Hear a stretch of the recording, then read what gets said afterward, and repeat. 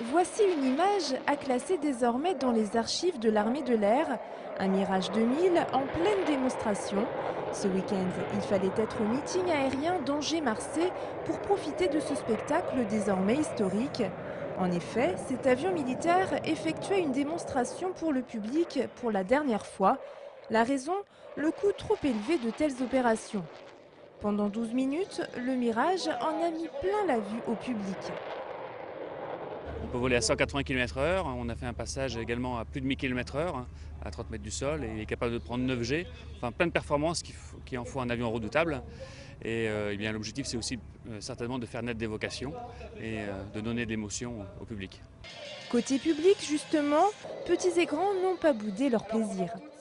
Voir le Mirage reste un moment extraordinaire, de voir comment cette machine peut faire autant de manœuvres en un si court espace. J'étais très content de voir un Mirage 2000 voler. Tu as trouvé ça comment? Génial. Le spectacle ce week-end n'était pas que dans les airs. Sur le tarmac, le public a pu admirer de drôles d'engins.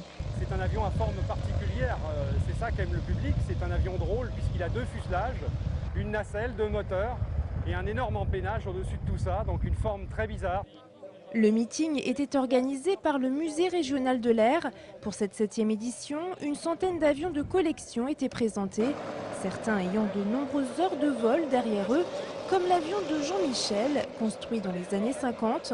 5 ans de restauration auront été nécessaires pour le remettre d'aplomb. On peut dire que c'est environ 1500 heures de travail pour la remise en vol de l'appareil uniquement, à savoir qu'il faut rajouter environ 200 à 300 heures tous les ans. Le meeting s'est achevé dimanche soir. Tous les avions et leurs pilotes ont repris le chemin des airs. La plupart ont promis de revenir l'année prochaine.